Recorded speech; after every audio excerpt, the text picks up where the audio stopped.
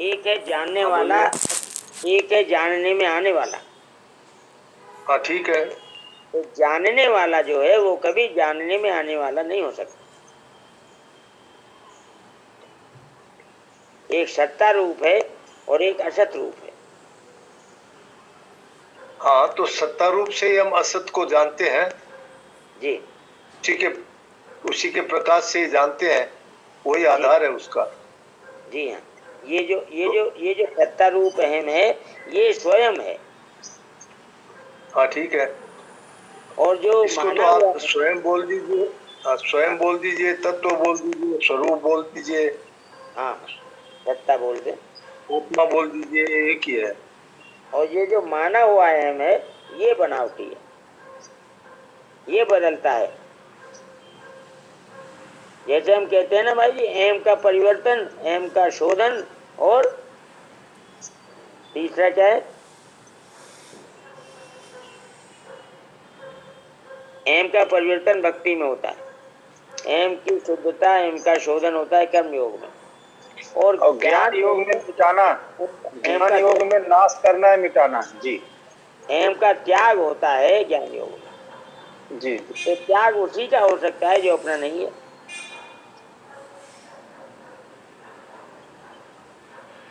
कर्मयोग में अहम शुद्ध होता है जी और ज्ञान योग में अहम मिटता है, जी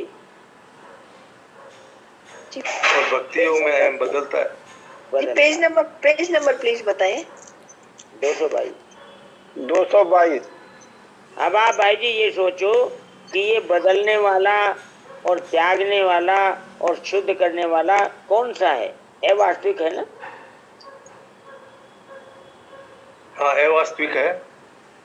तो अवास्तविक को जब हम परिवर्तित करके भगवान का कर देंगे तो अहम स्वयं हो जाएगा और जड़ अहम खत्म हो जाएगा, बदल गया। हाँ ठीक है, ये बात एकदम ठीक है। और कर्म योग तो में यहाँ जो अहंकार, ज्ञान योगी तो उसे अपना अहंकार विमूढ़, हाँ अहंकार विमूढ़ आत्मा का इतनी देर जो अपने चर्चा हुई, इसका भाव यही हुआ क्या हम शुद्ध के द्वारा इसको नाशवान को पकड़ लेते हैं, वही विमूढ़ आत्मा है। हाँ हाँ, जो चेतन है वो जड़ को पकड़ता है।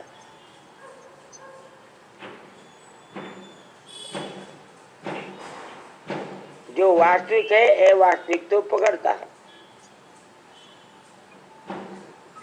पकड़ने की शक्ति वास्तविक में ही है। तो आचार्य जी धातु रूप फिर किसको बोल रहे हैं? धातु रूप अहम, यही वास्तविक, जो सत्ता स्वरूप है वही धातु रूप है क्या? और क्या? अच्छा। देखो धातु जो होती है, धातु और तत्व, इन दो नामों में क्या अंतर है? धातु भी नहीं बदलती, तत्व भी नहीं बदलता। धातु सोने को कहते हैं, सोना बदलता है क्या? सोना तत्व है, तो सोना ही रहता है, ये नहीं बदलते। तत्व तो वही रहता है जो तत्व ने मान लिया जिसको अपना, वो बदलता है। मैं शरीर हूं माना तो शरीर बचपन जवानी बूढ़ा 3 बार बदल जाता है।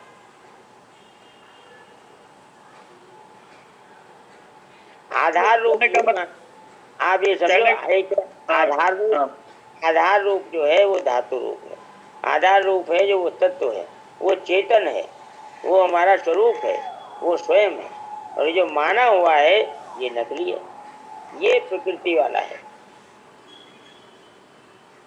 परमात्मा वाला है आधार रूप, और प्रकृति वाला है माना हुआ। इसको चाहे आधार रूप वाला जो अहम है, इसको चाहे सत्ता मात्र जो लिखा है सत्ता मात्र कह दे, चाहे धातु वाला कह दे, एक ही बात है। एक ही बात है। अच्छा ठीक है। आचार्य जी प्रणाम जी। ये हम जैसे कई बार सत्संग में इस भाषा का प्रयोग करते हैं कि जैसे संसार को या शरीर को हमने इस तरह से धारण किया है, तो इदम यही है। इदम जो है वो नकली है।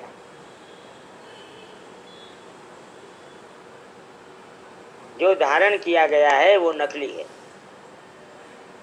माना हुआ है। हमने शरीर धारण किया, शरीर ने कपड़े धारण की।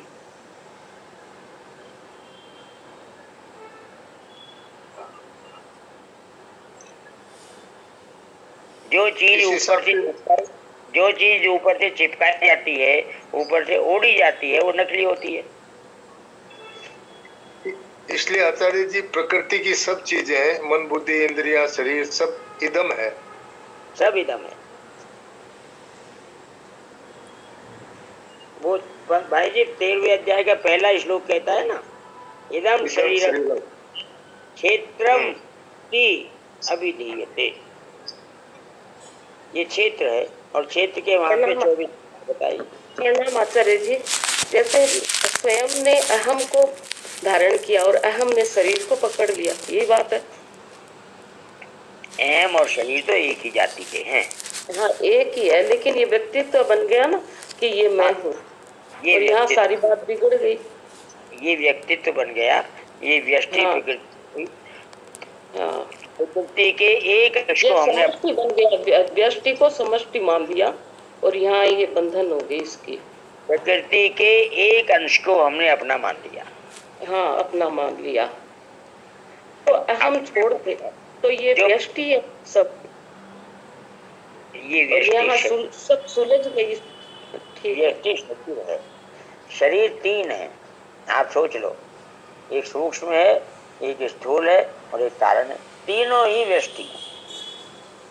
आचार्य जी वो तो तीनों ही है, लेकिन हम स्थूल शरीर को तो छोड़ सकते हैं, लेकिन ये जो कारण शरीर, सूक्ष्म शरीर, जब इससे अलगा होता है तभी अपने स्वरूप की बोध होता है वहां पर। देखो हम छोड़ नहीं सकते किसी को भी, हमने अपना माना है, अपना नहीं मानना, पर ये हाँ मान्यता बदलनी है, खाली बदलना तो मान्यता ही है। कर्तृत्व और भोक्तृत्व, ये 2 चीज को मान लेता है कि मैं कर्ता बन गया यहाँ पर, तो ये चीज पूरी समझ में आ रही है और स्पष्ट भी हो रही है, पूरी क्लियर हो रही है यहाँ पर। आगे चलते हैं। कर्तामिति मन्यते, यद्यपि